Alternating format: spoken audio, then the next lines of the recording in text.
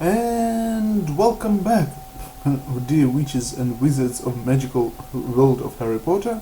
I, Victor's Wagon 360, return to you this week with number 2 Harry Potter themed RPG of the list. On the list.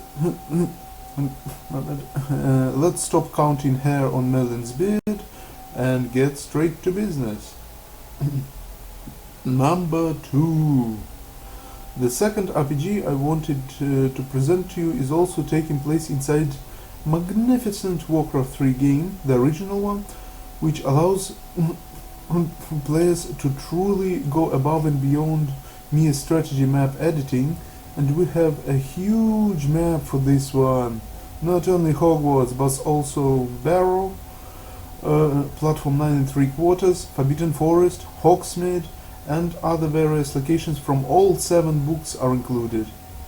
As always, the downside of such Hagrid-like map is lack of character and item 3D models and animations, which kind of blends away from your attention once you dive into the gameplay.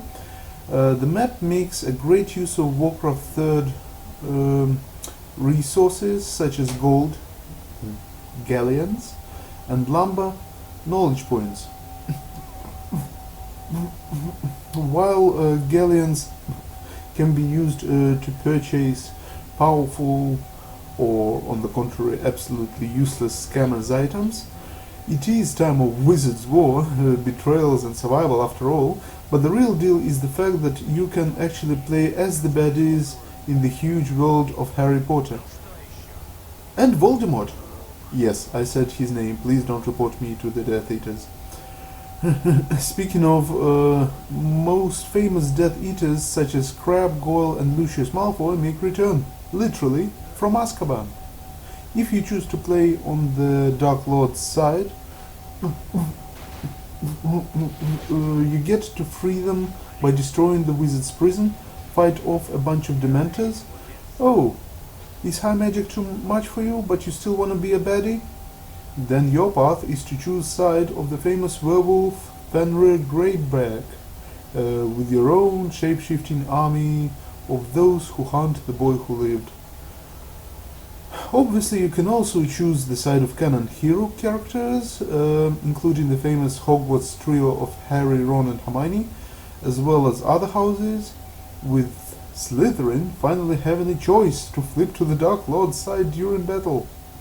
Also, you can choose Dumbledore, Minister of Magic, Order of the Phoenix, and that's where the fun begins. Each faction gets a spawn of armies, including Voldemort, given that he is not in a so-called spirit form.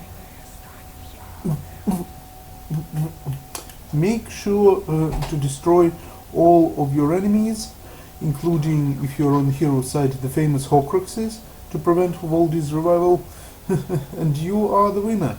On top of that, add a fully working co-op multiplayer with your friends, tons of references to books and films, unplayable factions that can be used to your or enemy's advantage, classic spells that heroes and villains can learn, and a lot more. If you're looking for an immersive experience of all 7 books and don't mind the Warcraft 3 visual style, that RPG is right up your alley. Diagon Alley. Now, as promised, for the honorable mentions, The Prisoner of Azkaban official game, playable on the GBA or that emulator, a JRPG styled game with upgrades and various collectibles. There is also the Garry's Mod Harry Potter role-playing server exclusively for PC, with tons of rules set out in a separate Steam guide. Obviously, I would have loved to include the masterpiece that is Chamber of Secrets as number 1. However, the most RP elements in there are just learning new spells through storyline and getting the extra health bars by buying or finding bronze cards,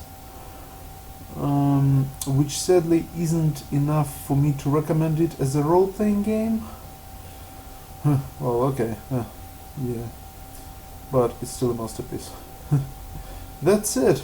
for the current video. In the next and final video of the Harry Potter RPG series, we'll find out what is number one Harry Potter RPG that the fans might enjoy the most. See you later, Victor's Dragon 360. Till next time.